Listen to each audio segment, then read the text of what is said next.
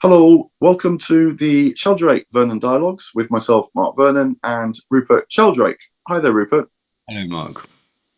We thought today that we would talk about evolution, another fundamental principle in modern science, and one that has a very particular focus when people talk about Darwinian evolution, of course, but it is a much broader notion too. It can be talked about in a number of different ways. And so setting it in that broader context, I think seems interesting, Rupert.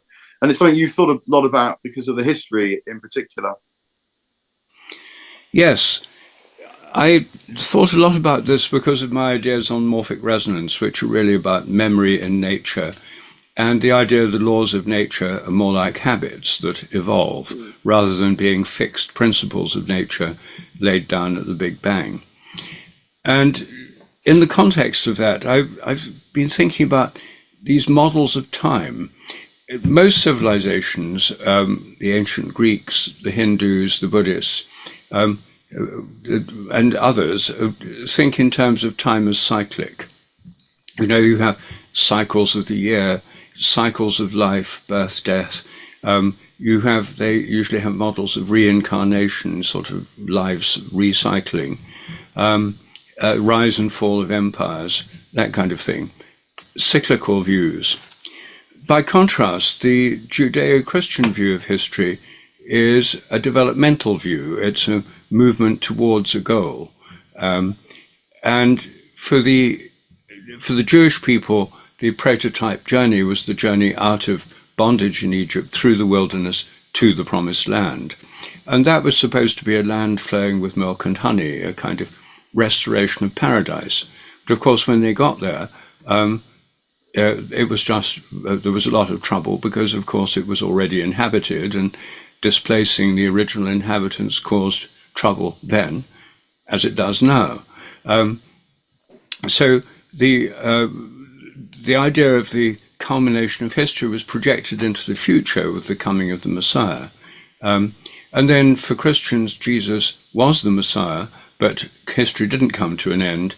And so then there's the idea of a second coming, or the coming of the kingdom of heaven, some stage in the future towards which history was moving, some eschaton, some end point. And there were various visions and prophecies of this. But by the Middle Ages, these became transformed into popular millenarian movements. There were a whole series of millenarian movements. People thought the end was about to come and Christ was about to return, and so on. But in the 17th century, these visions were secularized by Francis Bacon, principally, into the idea that history was being transformed through what we now call science and technology and economic development. And this idea of the transformation of history through science, technology, and economic development has now been exported to every country in the world through development programs, aid agencies, educational systems, etc. So every country in the world it is caught up in this now. I mean, they used to be classified as underdeveloped countries. They're now called developing countries. But this is the paradigm, the model, that this is a kind of the inevitable development towards something better. In the 18th century, this got built into the whole Enlightenment idea of progress and through social reform, science, technology, economic growth. But it was still seen as purely human. You know, for the religious vision was human, although in St. Paul there's the idea the whole cosmos would be transformed. But for the Enlightenment, it was principally human. They thought of species as fixed, but humans as undergoing this progressive evolutionary development. But at the end of the 18th century, then there were these more general visions of evolution with Erasmus Darwin, Charles Darwin's grandfather, and Lamarck, the French philosopher and zoologist, who thought in terms of all of life evolving. And they thought of it really as a kind of impulse within life, that it was a kind of romantic theory of evolution, an impulse of life having its own autonomy and evolving.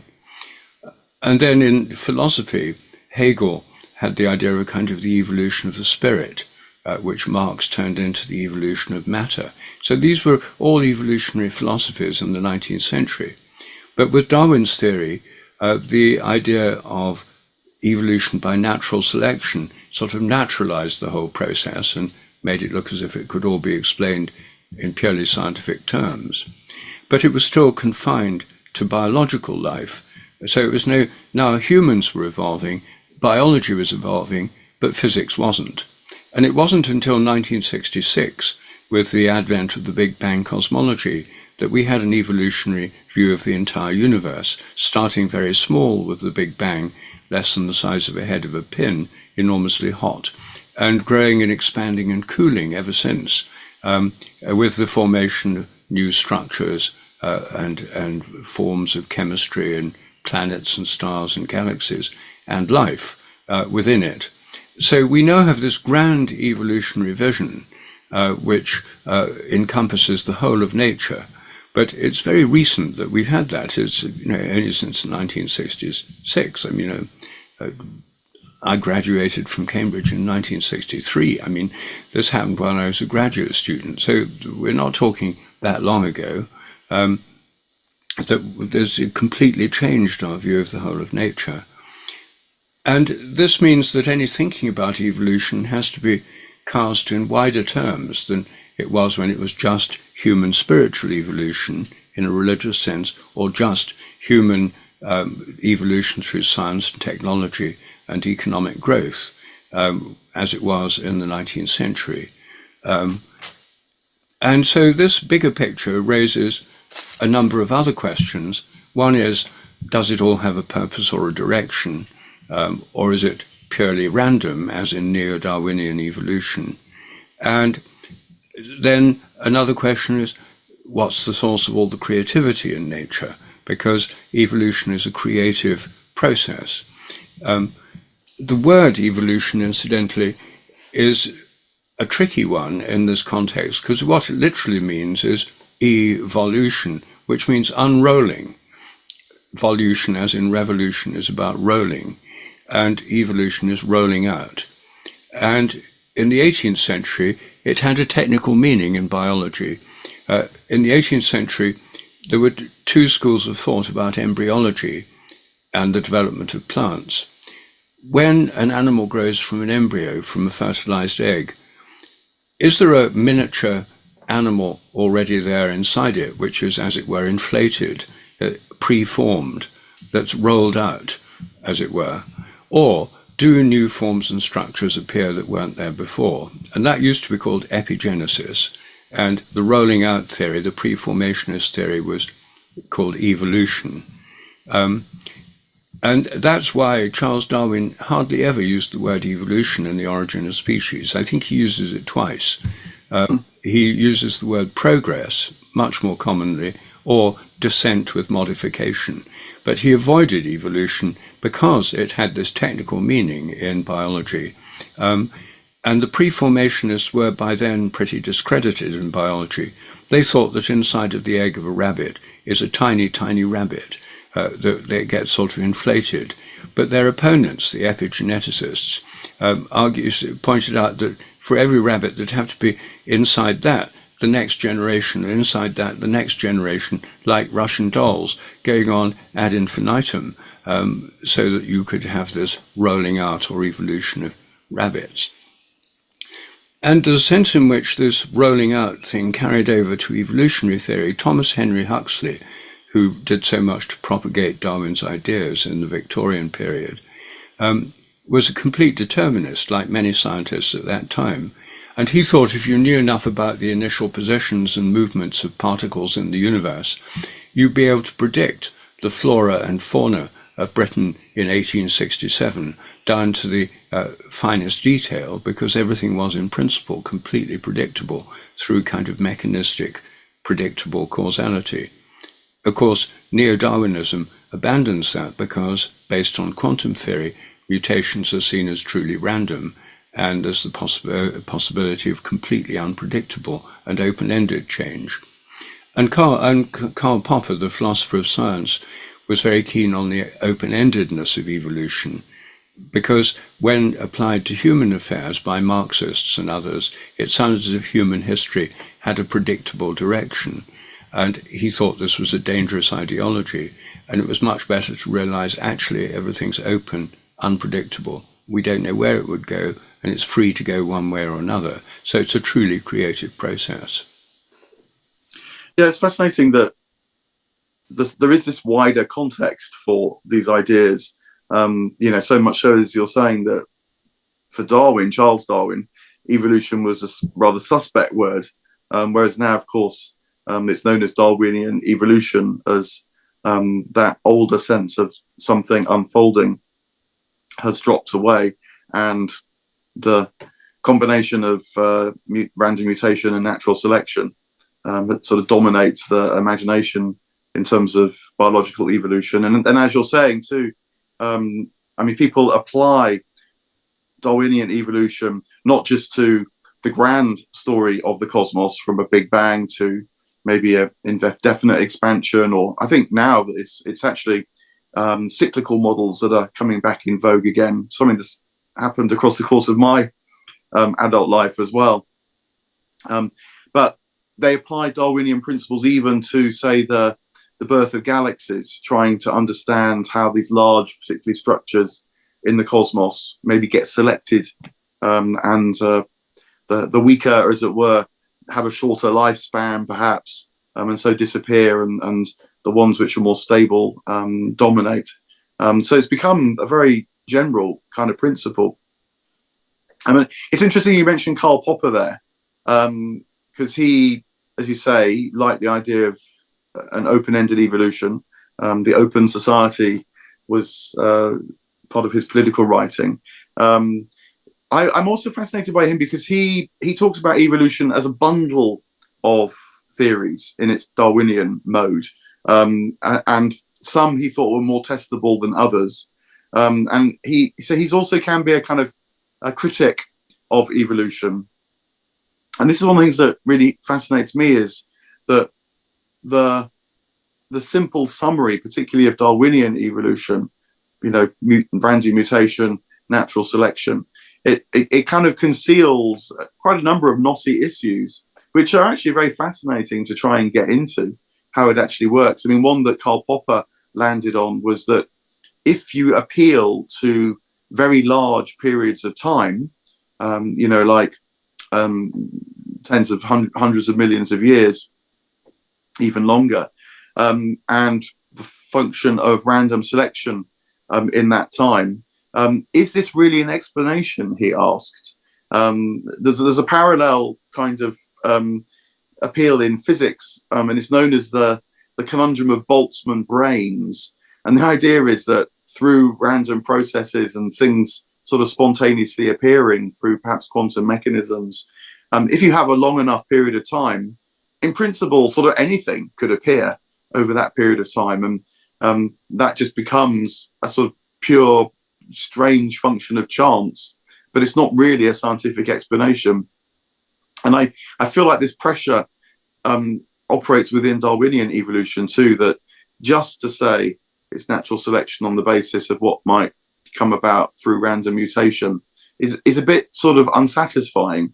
And so you get notions of, say, convergence. Simon Conway Morris, who I know you know as well, a Cambridge evolutionary biologist, and he's shown how through a number of different evolutionary pathways, many features of organisms appear repeatedly. So it seems like there is a kind of direction. You can talk about it in terms of evolution finding the limited number of solutions to problems that living organisms have. Or you can talk about it as a kind of tendency within evolution. And I think Simon Conway Morris, he does feel that more, that there are kind of niches in both material worlds and, for him, the immaterial world. And evolution is a process that seeks out to, first of all, inhabit and then exploit and even then develop these niches. And so you can have both creatures that successfully exploit, say, the niche of the environment we call the waters, or the environment we call the air, But you can also, in the case of human beings, have moral niches, the sense that having notions like empathy, for example, evolved is beneficial in terms of survival as well. So I like it when, that these are bona fide evolutionists. They've got nothing to do with intelligent design or creationism or anything like that, but are very interested in how evolution actually operates within the wider context, both within the sense of constraint, but also how it might relate to these features like niches. And then just to throw one more thought in,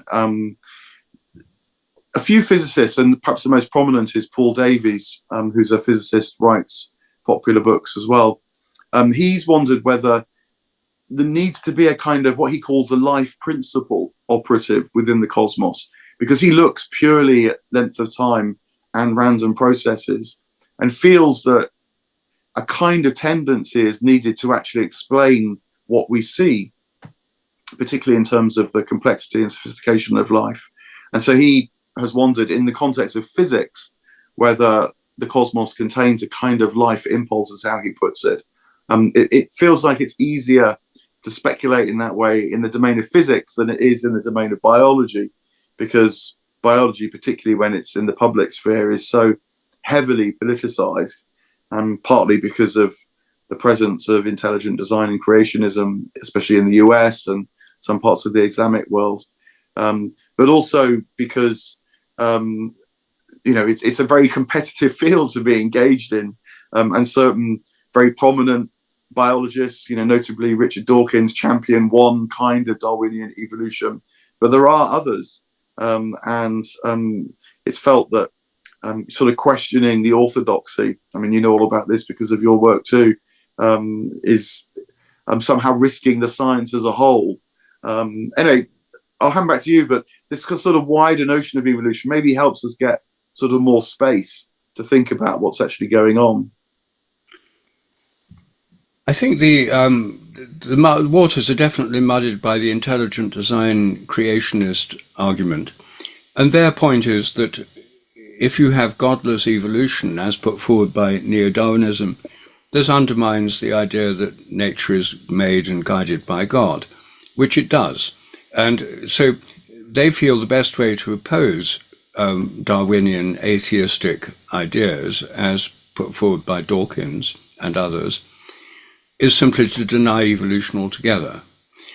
However, right from the beginning of evolutionary theory, there have been plenty of people who were Christian theologians or in other religious traditions like the Hindu tradition who haven't seen this as a conflict. If God is a creative spirit underlying and working through nature, then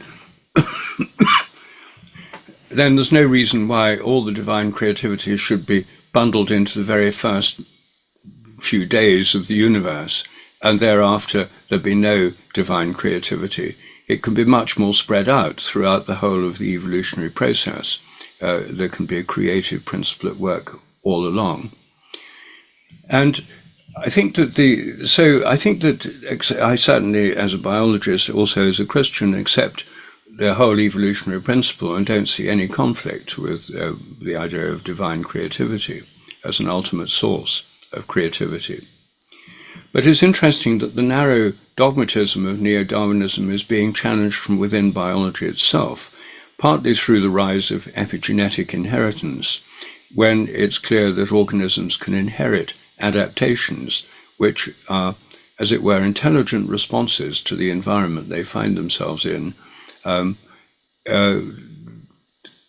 There are many examples now of epigenetic inheritance. For example, male mice that have been made afraid of a particular smell can pass on this fear to their children and grandchildren and maybe great-grandchildren. No one's looked beyond the grandchildren yet. In a single two generations, an acquired fear in response to what was a danger for them, is immediately passed on without having to wait many generations for random mutations, for aversion to that chemical, and so on. And so the extended evolutionary synthesis, which is now gaining ground fast within biology, is a much more inclusive view of evolution that includes the inheritance of acquired characters, which of course Darwin did himself. Neo-Darwinism differed from Darwin in denying the inheritance of acquired characters, otherwise known as Lamarckian inheritance. But now it's been rebranded epigenetic inheritance. It's pretty mainstream. So I think that one of the really big questions, though, is the question of creativity. And the philosopher Bergson was very keen on stressing that evolution is a creative process. His main book on the subject is, of course, called Creative Evolution. And he thought there was a creative impulse in the whole of life, which led to the production of a whole new variety of forms that's not unlike the Hindu idea of Leela, of play, of God at play in the universe.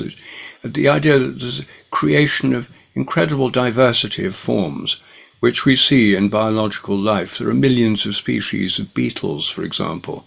There are countless species of plants and animals and fungi. I mean, why is all this diversity necessary? If you take a narrow view of evolution, the purpose of cosmic evolution is for the appearance of human consciousness, a view that some people like to take. Then why do you need millions of species of beetles in the Amazon, which are being rendered extinct before we've even classified them? Why are they all there? The diversity in itself seems to be part of the evolutionary process. And I think this was something that the evolutionary theologian Teilhard de Chardin was trying to get at when he recognized, on the one hand, that evolution has some kind of end or goal to do with consciousness, which he called the omega point. But on the other hand, it's to do with diversity, the production of endless diversity. And he tried to include both, because if you have only diversity, Bergson tended to have only diversity, then the idea that nature is all about just proliferating diversity indefinitely doesn't seem a very satisfactory view. I mean, just more and more of this and that. And we see it in products, especially in the United States, with, just with breakfast cereals. You go into a supermarket and there's sort of yards and yards of different breakfast cereals. So every kind of potential diversity is encouraged by the American capitalist system. So that kind of diversity does seem slightly pointless. But if you have this much more popular view in religious circles, the idea that it's all about us and about the evolution of consciousness, as I say, then that just leaves most of nature out of it. And Teilhard was trying to make a synthesis. I wonder what you think about that. Yeah, he's a very fascinating thinker who's actually, since he died, really, his time has come posthumously as much as during his own lifetime.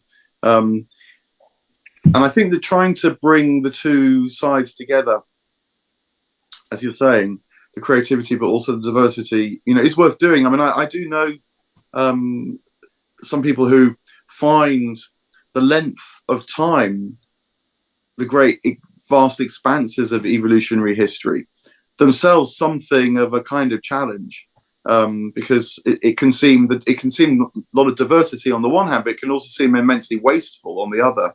And especially if you factor in the suffering that seems to be inherent in evolution as well. The survival of the fittest is not a useful summary, but it does at least capture something of the struggle that's inherent in certainly a godless form of evolution. But I wondered about bringing in this other element which you mentioned earlier, which is the play between the linear model, progressive model, and the cyclical model. And for my money, this thinker that I'm very influenced by, Owen Barfield, he has something to say to this. And he sometimes actually is kind of paired up with Teilhard de Chardin. But where Teilhard de Chardin has a broadly linear sense of this direction of creativity, And you said there's a sort of omega point, and he talks about things like a noosphere, a kind of network around the Earth that is at once an evolutionary ecological network, but also is a kind of psychological, even sort of mental network. And sometimes people get, I think, a bit reductive about it and align that with the internet.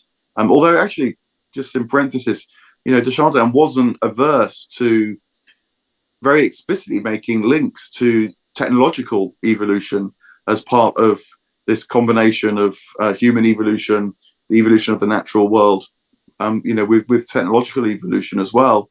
Even in slightly disturbing moments, actually, he wrote a kind of meditation on nuclear weaponry, and saw in the bright flash of a nuclear explosion a sort of echo of the divine brightness as well. So he's not always a comfortable read, put it like that. But Barfield, what he thought was that we've got to also address this linear notion and not just let it run away with us, because he was alert to it, because although there was this origins of a sense of history unfolding towards a goal within Judeo-Christianity, it gets overlaid in the modern period, Barfield felt, by positivism, which sees a kind of evolution of consciousness in the sense of we're now more advanced than more primitive societies. A figure who described a lot to do with positivism might say that there's a kind of primitive sort of mythological period, and then there's a more developed religious period which has more sophisticated theology. But really the goal point is to reach into a kind of scientific or rational era, such as we live in now.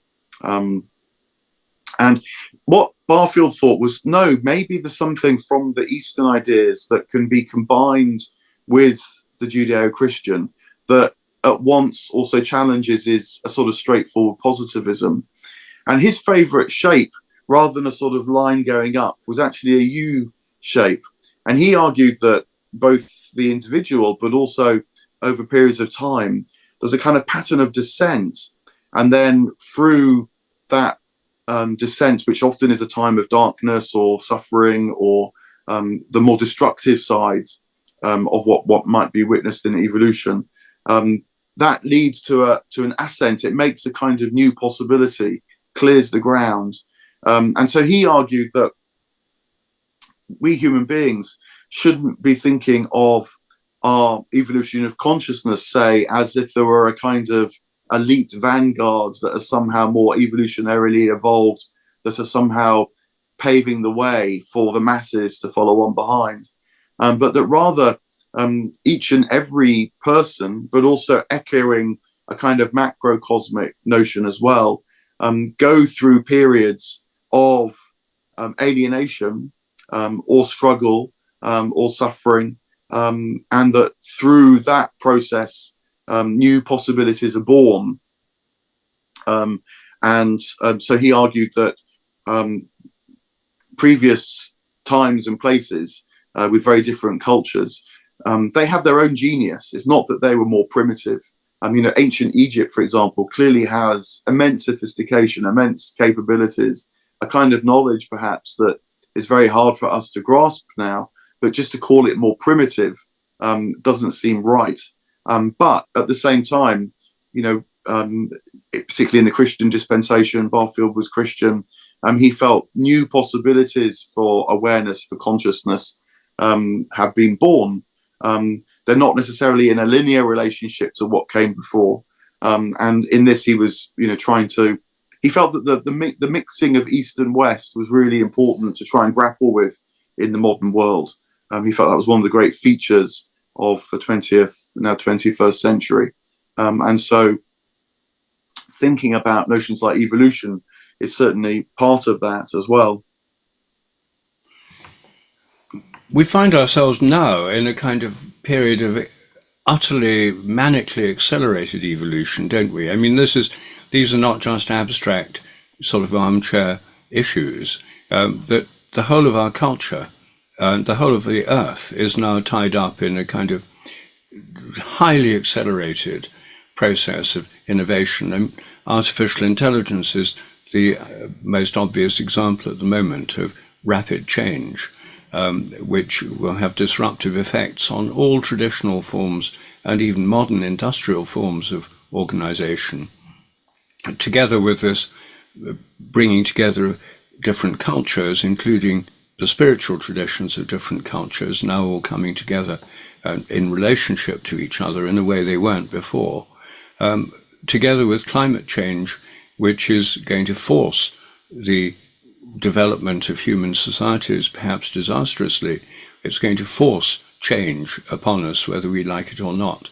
So by believing in evolution, by believing in the idea of change, and by believing that we're part of this process of change, which originally, as I said at the beginning, was a religious view of history from the Judeo-Christian tradition, it's now become a global article of faith, and what's more, it's a self-fulfilling prophecy, because the more you believe in change and innovation and stuff, the more that actually happens.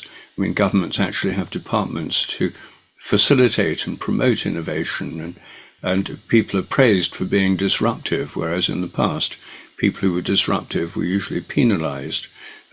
So we're now in a position where all these issues are actually urgent and something we almost have to think about. Where is it going? You know, governments have this problem where political ideologies have that capitalism just says more and more. And, you know, old style communism said more and more, but with state control. And is more and more enough? Well, obviously not.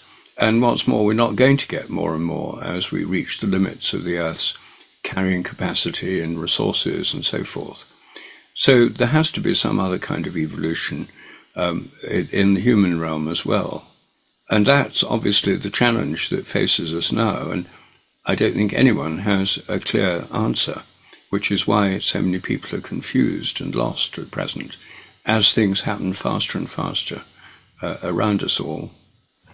Yeah, I think that, you know, another remark that Karl Popper's famous for is the idea of a kind of progressivism that just writes promissory notes for the future.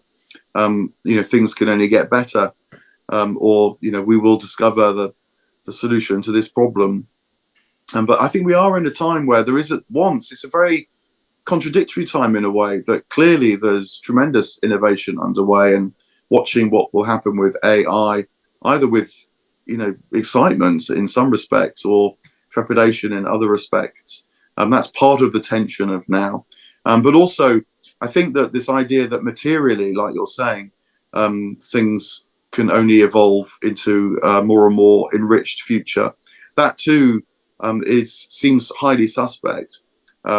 Whether it's fundamentally a technological problem or a political problem or an economic problem, the idea that politicians certainly can write promissory notes for the future has been sort of discredited. And there's a great risk that in the midst of all this innovation, a tremendous demoralization, I think, can take place as well. And for me, although you're right, no one has a complete answer to these questions, but the neglect of spiritual evolution is part of the problem that we're facing. You know, someone like William Blake, he would say, more is the cry of a mistaken soul, i.e., if your vision of evolution is just somehow accumulating greater and greater quantities of material goods, pleasing though those may be, you're ultimately not going to satisfy something at the soul level. More is the cry of a mistaken soul. But then he has this notion, he's still very committed actually to a kind of advance, because he says nothing less than all satisfies man. You know, we are the creature who have these infinite yearnings, this sense and taste for the eternal. And whilst we clearly live mortal lives with all the struggle and the suffering that entails, that doesn't stop the yearning for the infinite, the yearning for that which is outside of time as well. So I guess that all intensifies the kind of sense of pressure, such as you're pointing to, that we live with now. Very good. Well, I think that's a good note on which to end. Yeah, thanks very much. Once again, expanding these notions. We've ended on this slightly alarming note, but perhaps it also gives us room for maneuver, keeping particularly the spiritual side of things in our imaginations as well. So, look, thank you, Rupert. Thank you, Mark.